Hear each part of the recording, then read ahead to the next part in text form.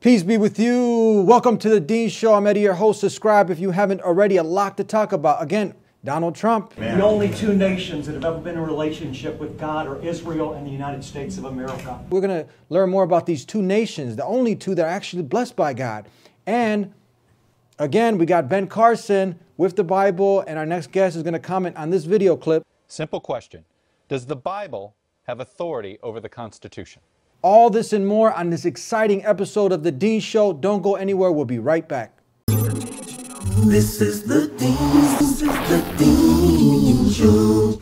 Peace be with you. Assalamu alaikum. Wa alaikum salam wa rahmatullah. How are you, my brother? Doing well. How are you, Eddie? It's good to have you back here. Pleasure to be back Dean on. Show. It's been a while. I know. We're going to get right into it. True story. You're walking down the street.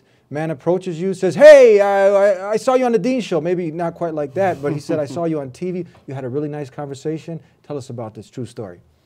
Absolutely. Basically, I was walking down the street one day and somebody said that I saw you on the Dean Show, as you mentioned. Oh, it was the Dean Show. It was the Dean Show. Oh, cool. Yeah. And basically, he had been following different things that I've been doing on my social media. And one of them was the Dean Show, another was CNN. Yeah. And he proceeded to ask me questions about Islam and Muslims. And he had a lot of detail on things like Anwar al-Awlaki, where he was born. He could, pronounce his name properly. Asked me questions about ISIS. He knew the geography there. And then deep into the conversation, he asked me, but just, this may sound a little silly, but clarify for me, Arabs and Muslims, which one is the one that prays to Allah?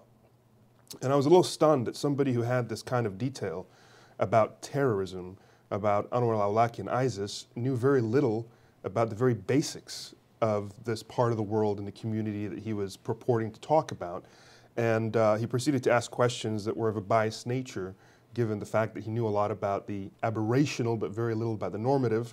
And I used the analogy that, imagine if you were somehow a cancer specialist, or you thought you were, but you didn't know where the heart was located in the body. And that's sort of the situation we're dealing with here. And it dawned upon me that Islamophobia is something that we talk about often, but with many Americans, it's simply a case of lack of information, of confusion, of ignorance. And I say that not in a way to disparage, but objectively, they're just ignorant of the facts. And we have a lot of work to do, and you're doing a great job with it, Eddie, and others are, to educate people about the very basics, to let them know what the normative state of Islam is, how most Muslims view Islam and practice their religion. And when we understand that normative body, then the way that we behave normally, then we can talk about the exceptional scenarios of the extremists, of the zealots, of the terrorists, etc., within that larger context. But if we only talk about what is extreme and aberrational and exceptional, and then draw broad and generalizing type of statements about the majority, that's the problem that we have. We're going to get into Donald Trump and Ben Carson, but I would think this is a good thing. At the end, how did this conversation end? We want people to approach us, no matter how silly the question, their ideas. How did it go at the end? How overall, if you summarize it, did you guys leave off on a positive note? Yeah, it was a 45-minute conversation. What, 45 minutes? Yeah, man took his time. And this was a person who was at a Fortune 500 company, an executive. So he was someone who isn't ignorant in that sense, as a well-educated person, generally speaking, but just didn't know anything about the basics of Islam and Muslims. So I was happy to take his questions. I tried to be as patient as possible. He told me that he was scared of women who wore the hijab, and I explained to him that the hijab basically is little more than covering the parts of your body that you see as awra, and I explained what awra is. It's the part of the body that you can't, leave the house without covering. And I said, you have that same concept. You're not going to go to work shirtless. And he thought about it, and I said, well, that's your hijab. Your shirt is your hijab. You're covering that part of your body that you deem necessary before you leave the house. Yeah. For a Muslim, many Muslim women, it's also the hair, it's also the head, it's also the neck. And so it's not so much a difference in concept between you and them, it's a difference in the extent of the concept. Mm-hmm. And, he conceded that point and several other points that he raised and I answered. And at the end, he said, I'm very thankful for this conversation. I'd like to keep it going. I gave him my phone number and office address and invited him back for a conversation. So, again, it's important for us to be able to differentiate between those who are maliciously Islamophobic, and there are such people who know better but have an agenda, and they pursue this agenda that is hate, that is bigotry, and those who are simply clueless and who need us to stoop down and help lift them up with information, with knowledge, with patience, and with a level of grace. Now, I'm going to show our audience this clip, and I'm going to get your comments on it. You know, what struck me the most, honestly, was when I took a minute to actually talk to some of the Muslim people to find out, you know, they are just like me, and I am uneducated on their religion. You know, I could easily make as many judgment calls as any other person out there. But when I took a second to sit down and listen to them and actually enter their mosque and go in and watch some of their prayers, it was a beautiful thing, and they answered some of my questions that I had. And I just feel that maybe that's something that they should do too for the people. A lot of us are uneducated, you know. Educate us on your religion. Let us know that not everybody's a bad person. Amazing, the human connection. Look, he went into the mosque. He saw it wasn't a bomb-making factory, and it's amazing. He said, educate us on your religion. What are your thoughts on those? I mean, it's exactly an example of what I was just talking about, that there are many people whom we may deem Islamophobic at first glance, at first instance, because of the rhetoric that they engage in. And oftentimes it's similar to the one from the maliciously intended, you know, Islamophobic organized network.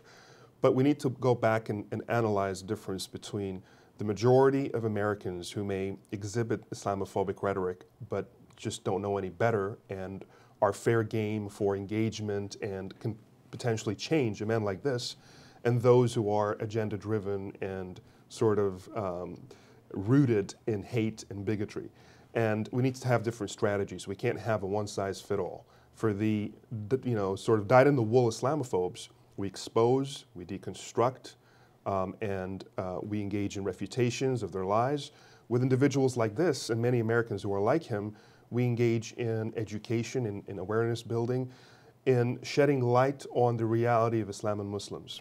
There was a Chicago scholar recently who was with a student at a Starbucks, and his student you know, looked at this man who was in tattoos and whom he knew, and he said, this guy's an atheist. Look at this kafir.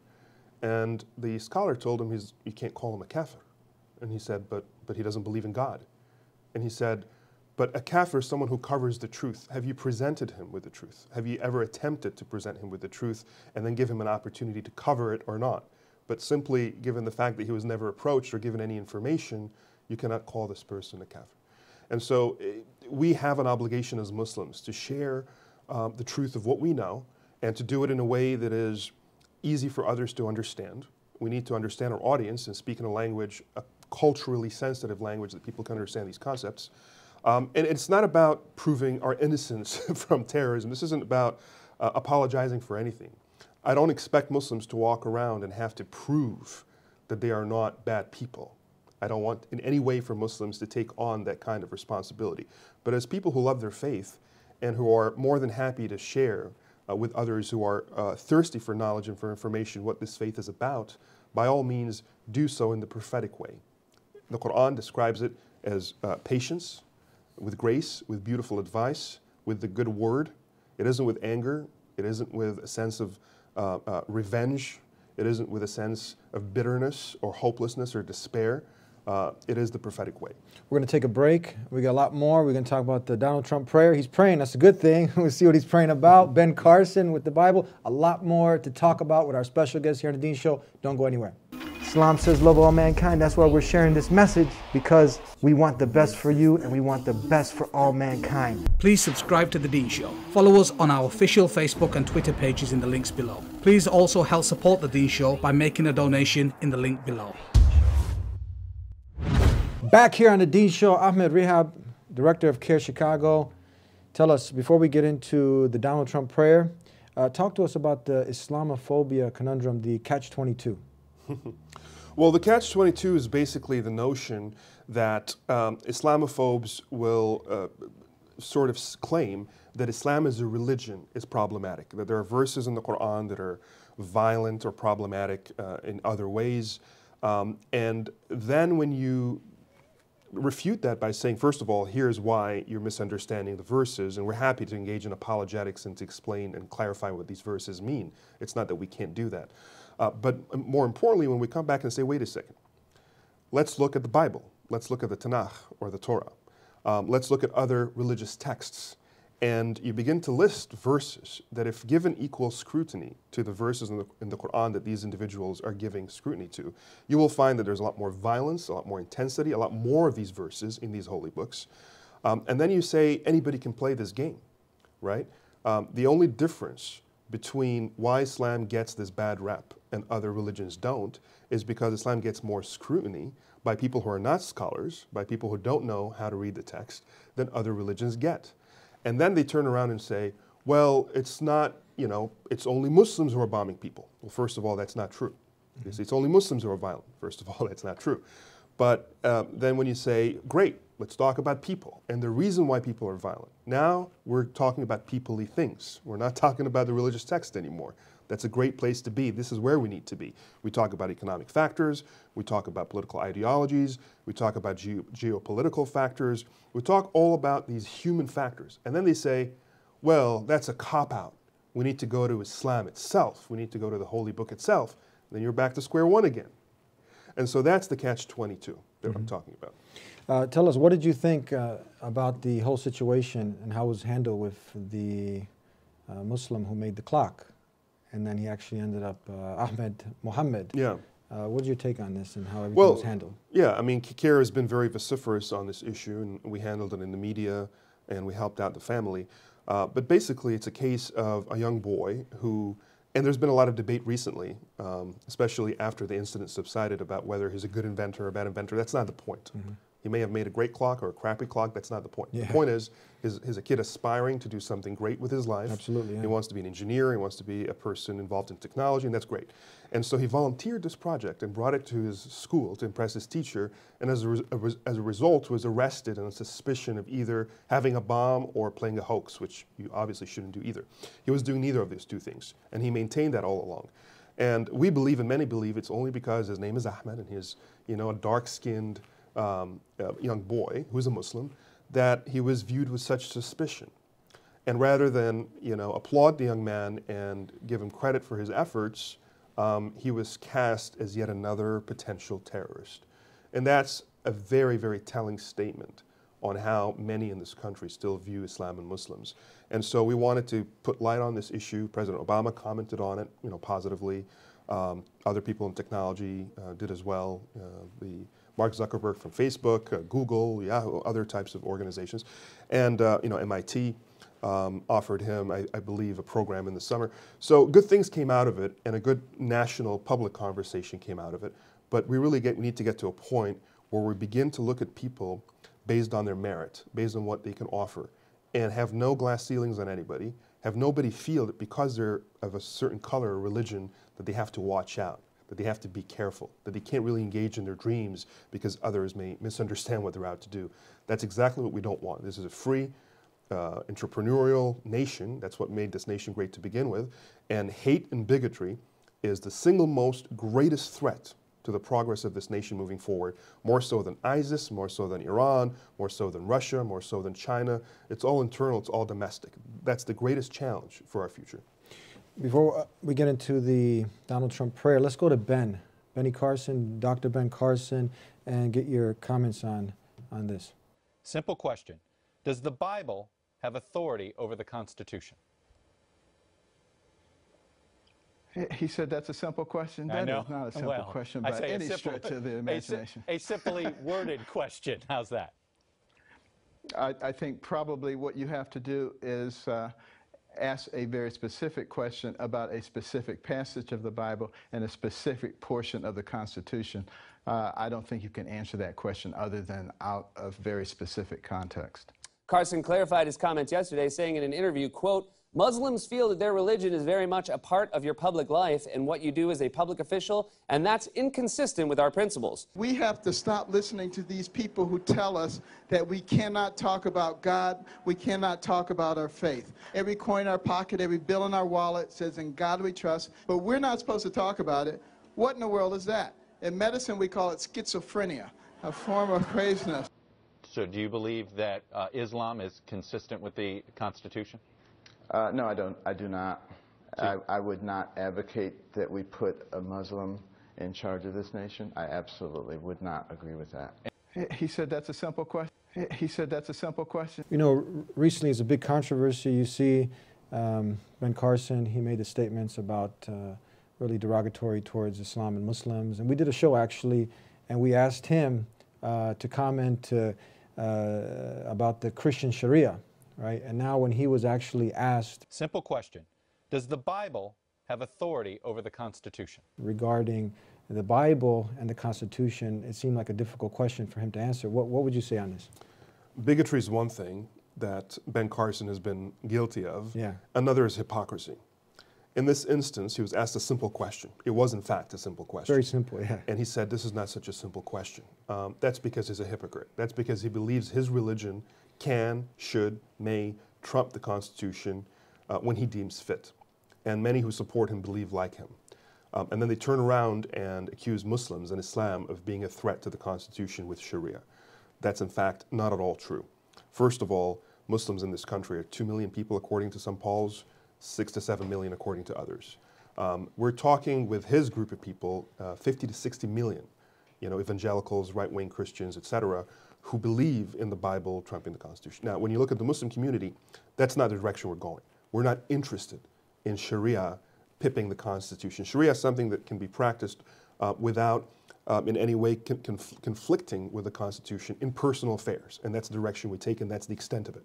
There's no interest, there's no movement, there's no money being pumped in, there are no candidates being run in order to do otherwise at the federal level, at the state level, at any government level, like what his community is doing. Secondly, when you talk about that group of people, you're talking about billions of dollars that are being raised. It's not just that there are 50 to 60 million people, but billions of dollars in political power, money.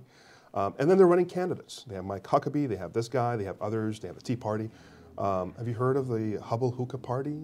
I haven't. The Tea Party is the one that's out there. Yeah. Muslims aren't putting together a massive movement to put the Quran above the Constitution the way that group of people are doing with the Bible to pip the Constitution. So he's a hypocrite in that sense. And oftentimes you see this Sharia scare as being nothing more than mirrors and smoke screens to sort of deflect attention and point at someone else. This is projection.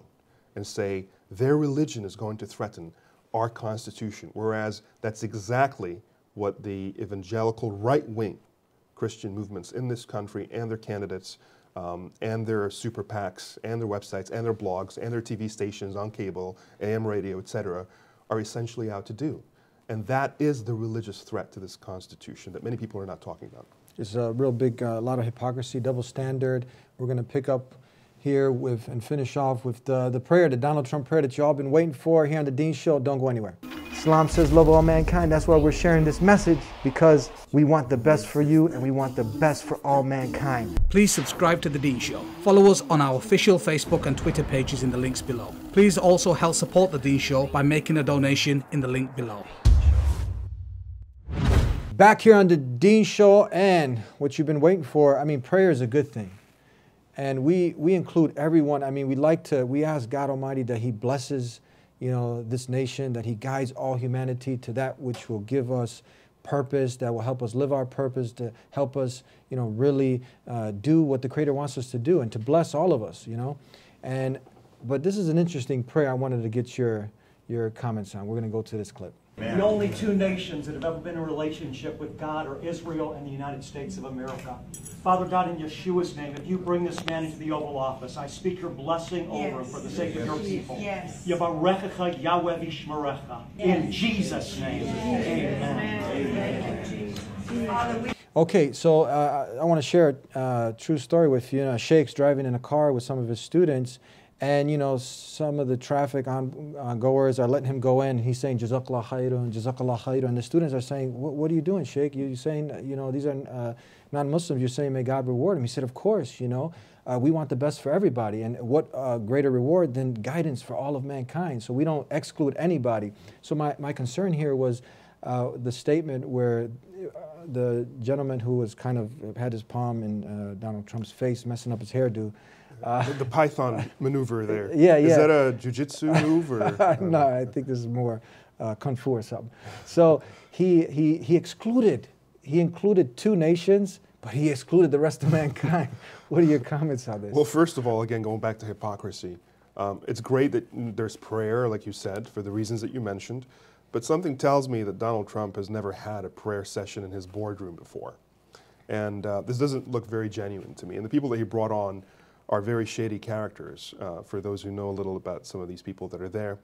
But then this quote-unquote rabbi from Jews for Jesus is saying that only 2 nations have been blessed or are right by God, the United States and Israel. I don't know what scripture he's referring to there, but even in just the intent of saying something like this, betrays the mindset of supremacy that exists with supporters of this kind of far-right thinking, and excludes the rest of the world from God's blessings, which is, at the very least, extreme. I mean, we can call this person a religious extremist, a zealot, etc. And it's funny because it's such people that are present in this room, that run around the media and on the blogosphere trying to suggest that we Muslims are extremists, the mainstream Muslims, whereas in our faith, we don't have something that is similar to this, something that says only, you know, the Mecca is blessed by God. I mean, we believe the entire world, the universe, is a dominion of God, and he blesses all of his creatures as he deems fit in his ultimate wisdom, etc. So it's projection, once again. It's religious extremists projecting their own extremism on someone else, whereas they're the culprits of that kind of thinking. And you see it here at the level of a presidential candidate, a front runner in one of the main parties, political parties in this country. So it's quite scary to me. There's an element of comedy. It's a bit comical the way it looks and feels. And I don't mean that to disparage the religious beliefs of people who are there or who support people who are there. But just, again, the hypocrisy of it all, the fact that it's Donald Trump, the fact that he's standing there in a very awkward way and not feeling comfortable with what's going on, but still going forward with it to try to get some votes, et cetera, is very comical to me. There was also I'm sure you've seen the video where a questioner had asked Donald Trump. We have a problem in this country. It's called Muslims. We know our current president is one. Right. You know he's not even an American. We need this birth question. certificate, This man. But anyway, we have training camps growing where they want to kill us. Mm-hmm. That's my question. When can we get rid of them? We're going to be looking at a lot of different things. Yep. Basically, when are we going to get rid of them? Mm-hmm. Referring to the Muslims. Now, obviously, I mean, you can see if this was something that was referring to getting rid of maybe Jews, maybe getting rid of African Americans or any other group of people. I mean, this would really.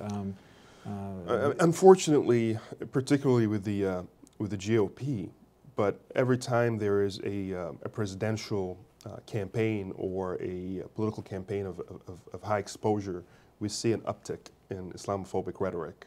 The Muslim community is still deemed as the weak link by some, that it's fair game to sort of slap down and get away with it and maybe win some votes through the scaremongering and fear-mongering factor. And Donald Trump played to that. I think given his success in life, at least at the financial level, he's smart enough to know that this guy's statement is whack, is completely ridiculous. Yet still he pandered to it and said, yeah, you know, there's a lot of bad things out there, we're going to look at all of them. He should have stopped this man dead in his tracks and said, this is what you're saying is ridiculous. We don't get rid of millions of Americans based on their faith. That's something that Nazi Germany tried to do.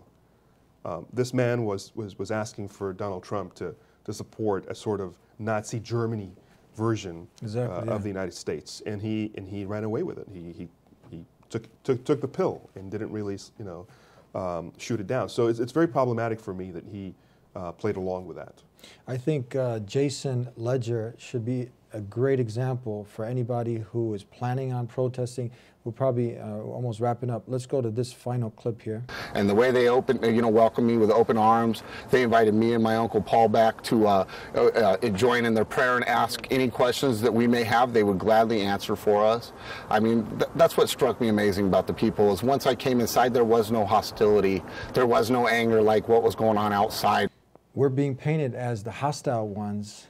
Jason Ledger, he went into a masjid and actually went in with a F Islam t-shirt. Now you can imagine, you know, if it was like F the Holocaust or the Jews or whatever, and then the people inviting him in probably wouldn't happen. Going into one of the African American neighborhoods, FNI, you know, this derogatory terms, the Muslim, F Islam, and they came in, he didn't experience any hostility. He really experienced open arms. So this is a great example for the rest of our brothers in humanity to follow, to come in and speak to the Muslims. What would you say about this? You're absolutely right, and credit to the individuals at the mosque who practiced patience and wisdom and character in engaging this man with the good word, with beautiful advice, with grace and with patience, just like the Quran teaches and just like our Prophet behaved in his lifetime. And let's remember, a lot of the Sahaba, the companions of the Prophet, people that we deem in high and noble level in our faith, are people who once upon a time did not believe in God, once upon a time were even very much against Islam, perhaps even violently, with language but also physically. And the Prophet's patience and grace and wisdom and beautiful advice helped win their hearts over. And I want to clarify something here. Dawah, or inviting people to God in Islam, does not necessarily mean converting them, because God guides hearts. We shouldn't be out to try to win one for the team. This isn't about expanding the religion. Dawah really is about representing the values of your faith for the sake of God. The only audience worth addressing is God. We're not looking for a pat on the back from anybody in behaving the way we do. We're not looking for positive media. We're not looking to impress Jason or anybody else. We're looking to address God, who asked us to behave in this way. The consequences of doing this is positive. It may impress the media, it may impress Jason, but that's not the point. And secondly, it is about the values. It is about trying to guide people like Jason to the values of patience, of intellectual disposition, of critical thinking, of positive and elevated human behavior. If we're able to do that, that is the dawah that our religion is for. Should someone, as a result, accept the oneness of God, the prophethood of the Prophet Muhammad, etc., great. If that's what works for them and that's what guides their hearts, wonderful. But ultimately, we shouldn't be too obsessed, as some people in dawah are, with conversion and converting people to the religion, but rather showing the value of this religion and letting that take people on whatever journey that they may. Absolutely. Tell us, we're out of time. People want to hook up with you, your organization. Tell us about how they can get in contact with you to learn more about your work. Yeah, well, CARE Chicago is the office, the Chicago office of the Council on American Islamic Relations here in Chicago. And we're located at 17 North State in downtown Chicago, off of State and Madison. Our phone number is 312-212-1520. Our website is www.carechicago.org, and our email is info@carechicago.org. We are in the business of defending the Muslim American community against Islamophobia, bigotry, racism, etc. We do so through the media, through education, through awareness, but also through civil rights cases. Where there are violations, we take on the cases that meet our criteria, and we can take them all the way to the court system. And usually we win these cases because we know what we're doing and we have the support of our community. We have great lawyers working with us. So if you face discrimination, if you face a civil rights violation, you can consult with us and we'll be happy to help you. If you see anything in the media or elsewhere that is bigoted and you want to draw our attention to it so that we can handle it and deal with it, please contact us at the information mentioned. We started with peace, we end with peace. May God bless you and reward you for being with us. Assalamu alaikum. Wa alaikum assalam wa rahmatullahi wa barakatuh. And thank you for tuning in to The Deen Show. As our guest had so eloquently explained, that it is not our job to try to convert anybody. It's to share because we truly care and we want the best for all of mankind. So when you live how a Muslim is supposed to live, with the best character and the best manners, and at the same time you share with our brothers and sisters in humanity, and you open up these masjids like Jason Ledger was invited in, and he got a whole new perspective on Islam and Muslims. So continue to tune into The Deen Show to learn about the most misunderstood way of life in the world, Islam, yet the fastest growing. And call us anytime, 1-800-662-ISLAM. Subscribe if you haven't already, and we'll see you next time, God willing. Until then, peace be with you. Assalamu alaikum.